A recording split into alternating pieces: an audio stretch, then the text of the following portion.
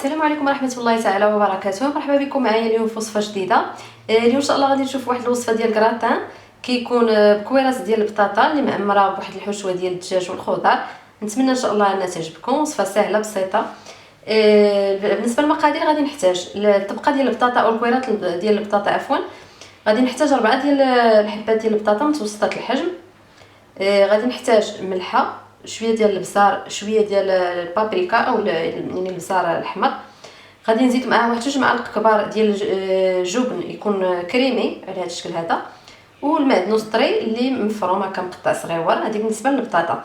بالنسبه للحشوه ديال الدجاج غادي نحتاج واحد الصدر ديال الدجاج، الوزن ديالو تقريبا واحد 400 غرام هكاك.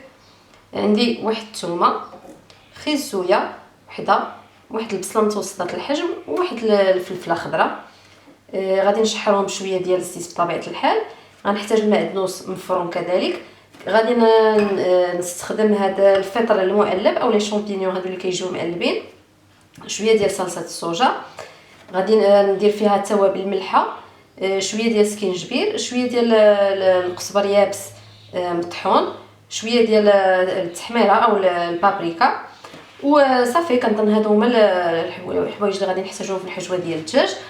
غادي نحتاج كذلك جبن مفروم اللي غادي نديرو فوق من الكراطان بطبيعه الحال، وصلصه البيشاميل. صلصه البيشاميل غادي نعاود ما نديرها بالزبده، غادي نديرها بالزيت.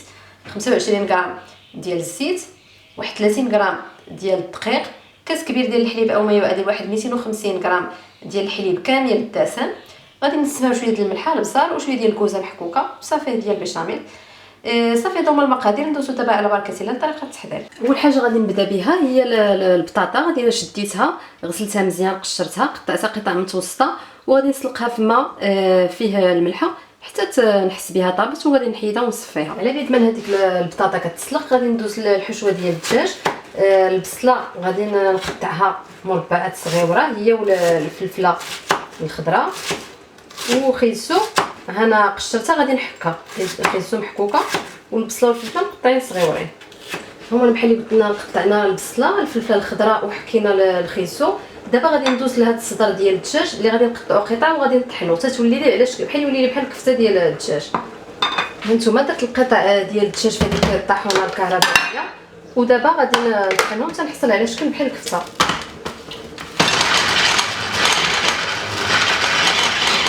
هانتوما كنحصل على هذا الشكل هذا، غنحتفظ بها. دابا غادي ندوز نشحر هذوك الخضر. البطاطا هي من بعد ما تسلقت كنصفيوها مزيان من هذاك الماء، كنهرسوها بحال هكا بشي شوكه.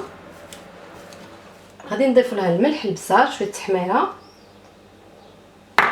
شويه ديال المعدنوس المفروم، وداك الجبن الكريمي. انا عندي هنا 2 معالق كبار، ولكن الا احتاجيت حسيت خاصو مازال شويه غادي نزيد.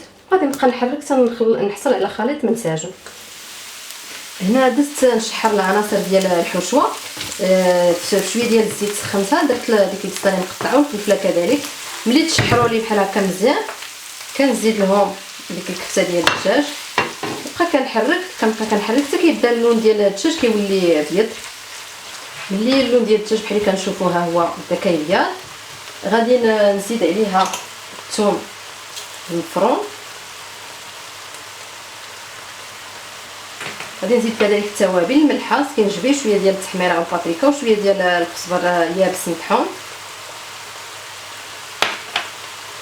معدنوس طري مقطع. غادي نضيف كذلك هذيك الخيزو محكوكه والفطر المعلب اللي قطعته قطع صغيره، وغادي نحرك حتى غادي يطيبوا العناصر كاملين.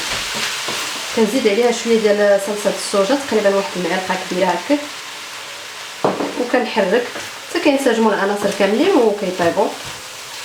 بالنسبه لصلصه البيشاميل غادي نشد هذيك زيت الزيتون، غادي نسخنها هكا في شي كاسرونه، نخليها حتى تسخن مزيان. من بعد ما كتسخن ديك الزيت كنزيدوا عليها الدقيق وكنحركو مزيان. بقيت مستمره في التحريك تقريبا واحد 2 دقائق هكا، باش بحال كتحمص هذيك الفرينه او داك الدقيق اللي درنا. ما كنبقاوش نحسوا بها يعني المذاق ديال الدقيق في البيشاميل. غنبقى نزيد الحليب بشويه بشويه وانا كنحرك. الحليب يمكن ليه يكون دافي، تسهل عليكم شويه مأموريه. كنبقى مستمره في التحراك بحال هكا، ما كنوقفش على التحراك، درجه الحراره متوسطه حتى كتختل وكتقال هذا البيشاميل. ونحاول ما يكونش فيها الكويرات. اذا شفت ان فيها الكويرات بزاف نشدها، ندير هذيك الطاحونه ديال اليد، ندوزها عليها شويه، عاود نردها للنار ونبقى كنستمر في التحريك حتى تتقلي. وبطبيعه الحال كندير لها الملحه والبصل وشويه ديال الكوزه محكوكه. بقيت مستمره في التحريك بحال هكا. هي شوف كيفاش كترجع. دوزت انا شويه في ديك الطاحونه ديال اليد باش نتاكد انا ما بقى لي فيها حتى شي كويرات. اذا حسيت بها ثقيله بزاف نزيد لها شويه ديال الحليب، غندير لها شويه ديال الملحه، شويه ديال البزار الاسود ما نكثرش، وكذلك شويه ديال الكوزه محكوكه غير شويه.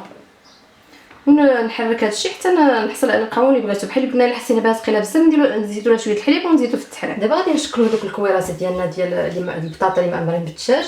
غنشد شويه ديال البطاطا بحال هكا، نسرحها في يدي على هذا الشكل هذا، وناخذ واحد المعلقه صغيره من هذيك الحشوه ديال الدجاج الخضر ونحاول نسدها على شكل كره.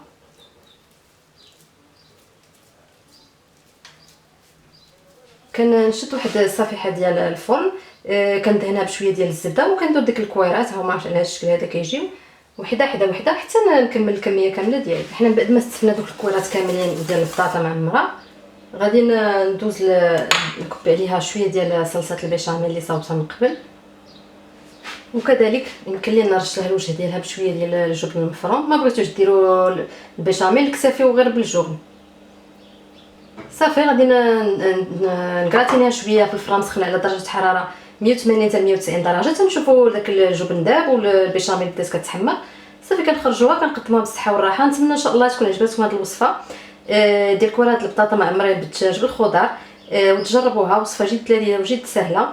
ما تنساوش انكم ديروا اعجاب بالفيديو اذا عجبكم، تشاركوا مع الاصدقاء ديالكم، وكذلك تشتركوا في القناه. شكرا لكم بزاف والسلام عليكم ورحمه الله تعالى وبركاته.